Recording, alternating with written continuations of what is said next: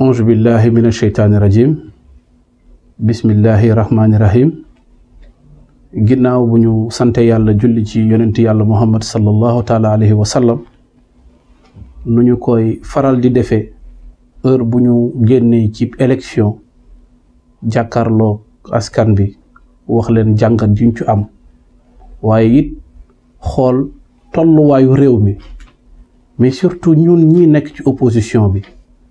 kenn ku ci ne ci ñun ban jàngat nga war a mën a am ngir ëllëg ak si biir ñu mën a am yeneen i performance looloo waraloon tey ndaje bi looloo waraloon it tey woote gi ngir ñu waxtaanee ko di ñaan yàlla ñu tàmbalee ko ci bismillahi rahmaani rahim jeexalee ko it ci alhamdulillahi rabbi alamin te it bépp kàddu guñ fi yëkkati yàlla na doon kàddu gu gën ci askan bi merci. Très bien. Donc, je vais voir le premier. Donc, merci beaucoup. Je vais vous dire que nous allons l'exclusive. Alors, question que je vais au sortir justement des élections. Maintenant, j'ai un peu de temps. Vous avez dit que vous avez dit que vous avez dit que vous avez dit véritablement lan moo fi am réew lan lañ mën a jàpp. ci li ma mën a jàngat ci résultat yi ñu am ci élection yi mooy waa nguur gi présenté nañ ay liste fépp ci réew mi amul fenn fu ñu forclos ci loolu it li ma ci yokkaat mooy soo xoolee bu baax seeni spécimenu bulletin di nga gis ñu bari ci ñoom yenn profession yu ñu def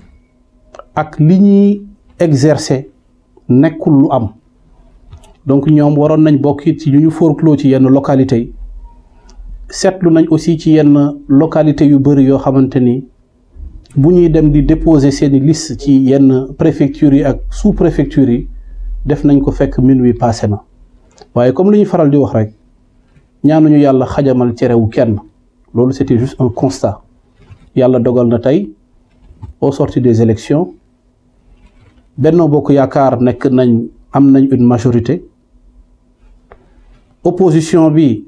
yàlla dimbale na la coalition Yewwi Askan bi mu nekk tey la deuxième force politique yàlla dimbale nañu ñun au sein de la grande coalition Gëm Sa Bopp ñu am un score honorable li may woowee un score honorable mooy on s'y attendait même pas au niveau du département de Dakar ci fukki commune ak juróom-ñeent mooy ci 19 communes nous étions présents que sur 11 localités ci localité yooyu it yàlla dogal na soo additionné même résultat score bu ñu am ci département de Dakar yëpp nous sommes arrivés 3e au sein de la région de Dakar muy le département de Dakar le département de Pikine le département de Guédiawaye le département de Rufisque et le nouveau département de Keur Massar nous sommes arrivés 3e moo waral ñu nekk la région de Dakar c'est le Sénégal en miniature le score bi ñu am amit yeneen localité yu réew mi yoo xam ni suñ fa jëlul 2e ñun ñoo fa jël 3e yeneen it ñoo xamante ni ñoo ko remporté amuñ lu dul sant askan bi président Bougane Gueye Dany dina ko defaat ni ñu ko defee avec tous les leaders de la coalition ngir gërëm fépp foo xamante ni am nañ fa liste muy liste bu jàll comme liste bu ñu rejeté ndaxte am nañ lu ëpp 92 rejets sur l'étendue du territoire national ci loolu nag jàngat ji ma ci am mooy élection la woon yàlla dogal na dugg nañ ci bismillahi rahmaani rahim génn nañ ci alhamdulillahi rabbi alamin joxe naa suñu position bu ñu am au sein du département de Dakar comme au sein de la région de Dakar li ci des nag ñi ngi koy bàyyi ci loxo suñu borom subhanahu wa taala ndaxte soo calculer sur l'étendue du territoire national nous avons obtenu 210 000 voix 210 000 voix yooyu nag am na ay partis politiques yoo xam ni au Sénégal ñi ngi fii depuis indépendance bi amuñu ko jegewuñ ko donc tey ñun li ñu am ñi ngi koy gërëmee suñu militant di ko gërëmee it suñuy sympathisant ci turu le président Bougane Gueye Dany képp koo xamante ni sympathisant nga wala militant nga dem nga élection xeex nga sonn nga ñafe nga ci ba score boo ci mënti am même su dee benn conseiller ngeen am un conseil municipal ñu ngi leen di sant di leen gërëm tey di leen ñaanal loolu jig leen ndaxte quoi que l'on puisse dire élection expérience la te ñun lii mooy suñu première expérience électorale. Une deuxième question, en fait, on voit également que les partis classiques, même AFP, Parti socialiste, PDS, l'avènement des nouveaux partis, ils ont dominé. Est-ce que nous avons une alternance de jeunes leaders au sein de la tête de l'État? Wow, parce que je ne vais pas parler même du Sénégal, mais je vais à travers le monde. ñëpp xam nañ ni nit mënatul taxaw rek ne man kese man maa gagné moo tax kenn waxatul mbirum parti politique mais dañ ko yaatal di wax ay mbirum coalition et tout le monde sait que inshallah suñu fi yàlla bàyyee ba élection yi jàll le 31 juillet le 1er août le président de l'Assemblée nationale Moustapha Niasse dina jël retraite bu muy jël nag na nek une sortie honorable ndaxte souvent ñun aussi la nouvelle génération faut que ñuy rafetal suñuy kaddu ndaxte ku dem ba nekko directeur de cabinet président Senghor and ak le président Abdou Diouf and ak le président Abdoulaye Wade tay am ben taxaway bi ci wetu président Macky Sall ñi ngi ñaan xam-xam bobu mu am cette sortie honorable moy ñu xol ben monument wala ñu xol bibliothèque bu mag wala ñu xol leneen lo xamni dañ koy jël jagleel koko ndaxte nak il a servi son pays. Je ne ferai jamais partie des jeunes leaders politiques yuy xass mag yi fi jotoon jaar ndaxte ñom ci seen xam-xam lañuy root ñom l'expérience bi ñu am dañ koy soxla moy tay même suñu démé ba tok ba nekkatul président assemblée nationale dinañ soxla par exemple mu bind ay ouvrage fo xamanteni jot na fa jaar. Étant ministre, étant directeur de cabinet du président de la République, premier ministre, la station primatoriale à l'Assemblée nationale, nous bindaat lu mel nonu dina jëriñ ndaw Sénégal yi waye dina jëriñ ay ndaw ci Afrique te it diko ñaanal guddu fan ak wéru yaram luñ koy ñaanalé le président Abdoulaye Wade. Une dernière question, le président Bougane Gueye Dany ñu ko doon soupçonné ñu ne dafay travailler avec Macky Sall. Qu'en est-il? Je pense que je fais partie de ses plus proches collaborateurs. Su lolu amone yakarna sénégalais dinañ ko gis ci élection yi ñepp gis nañ ni que la grande coalition gëm sa bop taxaway bu président Bougane Gueye Dany am ak ay militants am ci réew mi moy deggu moy ngor mais surtout jël un programme bo xamanteni daf ko jébbal sénégalais yi wax leen mom li lañu bëggal Sénégal ci biir coalition gëm sa bop loolu mo ñu waral ñu am tay score 210 000 voix. Ce débat nak comme lu ñuy wax politique mom comme jeu wu tennis la rek da ngay dóor kii kële dóor kële waaye ñëpp xam nañ ni que moom bokkul ci mouvance présidentielle ñëpp xam nañ ni que moom il fait partie de l'opposition et je dirais même de l'opposition radicale.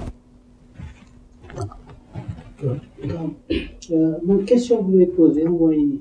tey jii paysage politique bi est-ce que ñu ngi bàyyi xel ci expression yu bees yi ñuy utiliser actuellement ci politique bi bu mel ne frustré ak liste parallèle. Est-ce que yooyu ñu ngi ci bàyyi xel ñu ngi ci def analyse pour avenir politique est-ce que ñooñu nga xam ne ay liste parallèle est-ce que ëllëg seen parti dañ leen mën a gérer. Vous savez avant ñu dem élection du ma tudd organe de presse boobu mais gis nañ ni que le président de la République defoon na une sortie disant que képp koo xamante ni def nga liste parallèle dinaa la dàq ci parti bi. dina la daxil ci biir coalition Benno Bokk Yaakaar waaye tey ñenn ñi fippu dem defi ñoom seen liste parallèle yàlla dimbale leen ñooñu nekk ay maire je pense que dina am ci ñooñu beneen considération mais loolu aussi tout dépend de l'appréciation du président de la République moom mi nekk aussi président coalition Benno Bokk Yaakaar man li ma intéressé mooy ñun ñi nekk ci opposition bi ak comment faire ba yàlla dimbale ñu yéene gi ma am man ci candidat bi ma jiital yàlla dimbali ñu mën ko mottali. Monsieur Diallo, le président Macky Sall mu ngi annoncé un nouveau gouvernement ci fan yi ñuy dégmal yow en tant que chef de parti membre de la grande coalition Gëm Sa Bopp ban xalaat nga ci am ak yan attente nga ciy xaar.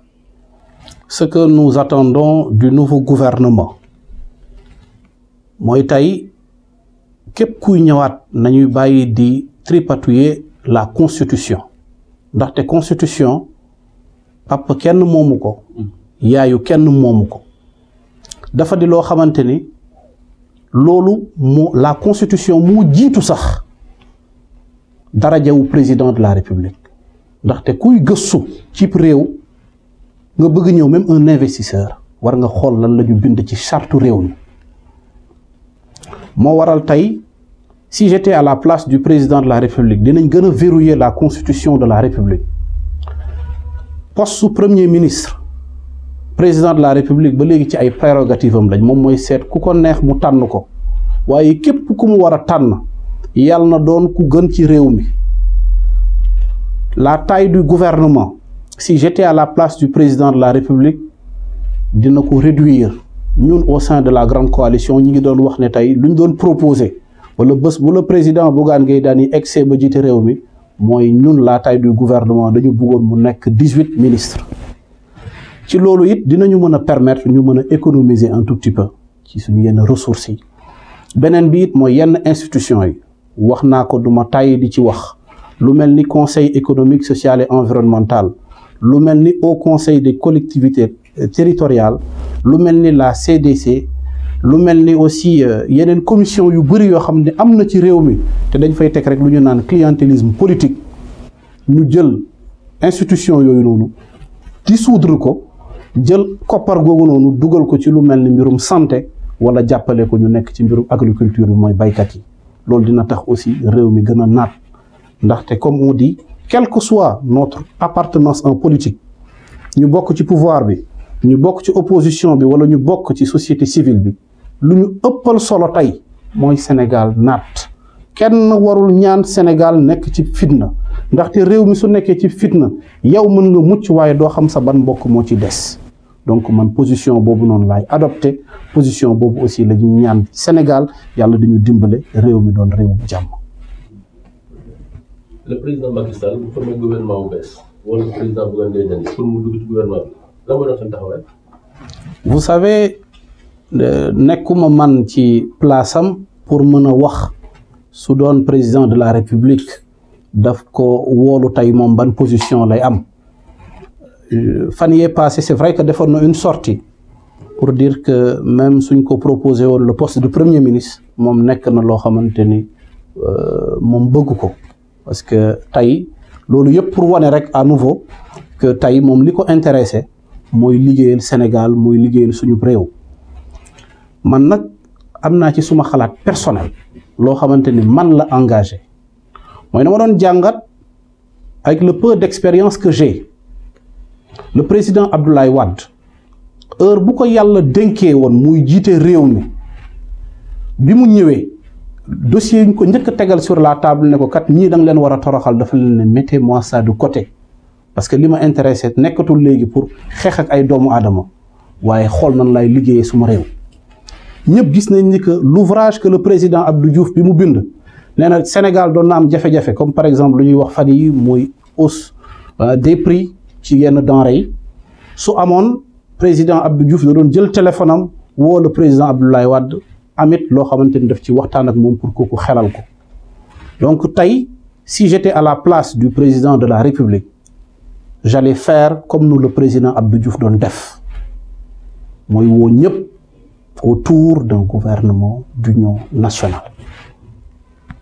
Si j'étais à la place du président de la République, je répète et je réitère mes propos, j'allais demander au président de la République tey su ma nekkoon ci place am wala mu nekkoon ci ñu koy xelal ngir mu woo ñëpp woote nag ne veut pas dire que soo wootee ñëpp dinañ la wuy si déedéet mais di nga woote ngir intérêt wu Sénégal ndaxte tey Coupe d'Afrique bi fi dugg ñëpp gis nañ ni que avec le match bi mu Sadio Mané bu mu raté penalty bi sénégalais yëpp découragé waaye gis nañ ni que à la fin aussi penalty bi mu dugal dafa tax waxuma la Sénégal mais adduna bi yëpp waxuma la mbirum unité de gis nañ jooyoo yi gis nañ xëm yi gis nañ crise yi ñëpp ànd doon benn te it loolu même si nous sommes de l'opposition le président Bougane moo ko njëkk wax bi mu taxawee ba nuyu le président Macky Sall mooy dañuy magnifier geste bu président Macky Sall def mooy woo ñëpp pour ñëpp nekk benn. Donc tey même su doon tey kenn ku ci nekk am nga ci jàngat, si j'étais, je répète à nouveau, si j'étais à la place du président de la République,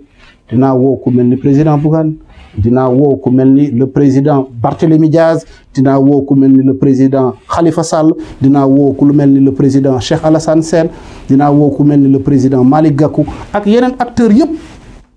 ne leen yéen kaay leen ñu waxtaan. Su dee liggéeyal seen réew moo leen tax a jóg ñëw leen ñu àndandoo joxanteel loxo. Su dee nag da ngeen bëgg opposé wu rek dem leen ngeen opposé wu ndaxte Abdoulaye Wade da doon dugg ci gouvernement wu Abdou Diouf liggéey ba élection jege du démissionné day njëkk bind lettre de remerciement au président. Su ko bindee ba pare gërëm ko étant ministre d'État dans le gouvernement du président suy dugg da doon dugal ñu mel ni ñoom Aminata Tall ñoom ñëpp dañ doon ñëw dugg. Idrissa Seck ñaata yoon la dugg et pourtant opposant la woon ba muy nekk ministre du commerce. Parce que tey loolu la réew mi soxla nu ñu gisee image yi ñëpp taxawoon doon benn joxanteb loxob ci aéroport loolu la réew mi soxla di continuer di gis tey président de la République invité déjeuner wala dîner opposition bi ñëpp ñëw toog tooñante kafante kaf foore waxante jàmm. Noonu it le président waree sol dàllam tey suba dem seeti nu mu seeti woon Khalifa Sall même su dee bésub naqar la mais tey su bànneex amaatee kër Khalifa wala kër Barthélémy wala kër Bougane wala kër keneen que le président de la République aussi def lu mel noonu. Parce que su ko defee rek da di lu rafet su ko defee rek day tax Sénégal ñun ñu amaat ci beneen jàngat ndaxte xam nga sur le plan international ce que les gens ne savent pas et d'ailleurs ce que j'invite d'ailleurs la nouvelle génération ñu koy éviter mooy faw ñu bàyyi waxante yu ñaaw ñi ci les réseaux sociaux. J'invite la nouvelle génération muy sumay rakk muy sumay jarbaat ñoom ñëpp kenn ku ci ne ñu xoolaat seeni taxawaay ak kàddu yu ñu yëkkati ci réseaux sociaux yi. ñëpp gis nañ fan yi passé lu jotoon xaw au Maroc ñu gis ni que àdduna bi yëpp a ñëwoon man koo doon benn ñoom ñëpp jël benn kàddu ngir xale googu noonu amoon 5 ans nekkoon ci teen nekk fay fan ba yàlla def lu gën ñu koy ñaanal it yàlla na yeggalee ndawam biir àjjanay firdaws bi jaay rasulillahi sallallahu alayhi wa sallam. Maintenant ces jeunes qui sont dans les réseaux sociaux, je ne voudrais pas être vulgaire mais man je les appelle les ratés de la société parce que c'est des jeunes qui se réveillent à 13h voire 14h ñoom nday ak baay ñoo leen dëkkal te fekk am na ñu ci bëri lu ëpp 40 ans wifi dëkkandoo bi la ñuy connecté woo suñ jógee Onda Feft la ñuy ñaan à côté ñëw teg ataaya bi teg suukar gi toute la journée ku ñu gis mere la lu waral loolu parce que ñoom dañu naan tey lu leen dal ñoom ñoo ko teg seen bopp et pourtant ils pouvaient servir leur pays autrement. Ils avaient la possibilité tey nekk ay volontaires jóg xool par exemple dans les hôpitaux lu mel ni hôpital Dantec ñaata jirim ñoo fa nekk ñaata nit ñooy nekk dans les hôpitaux tey te mënuñ am 100 francs pour mën a sax jënd seringue bu gën a ndaw te ñi ngi fii tey di dund tey souffrance boobu noonu tey ñooñu mënoon nañ nekk ay volontaires suñ ñëwee recenser ñooñu dem xool syndicats yi jéem a xool tuuti aussi les acteurs parce que l'État aussi ne peut pas tout faire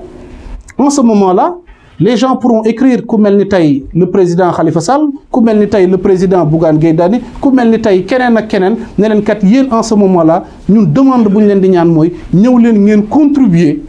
même ne serait-ce qu'une pièce symbolique pour xale boobu noonu tëdd ci hôpital wala mag boobu noonu tey amoon benn poche wala waroon dem defi sonde wala dem defi échographie keneen koo xamante ni waru ko mën a fayal boppam loolu tey la ñuy xaar ci réew mi.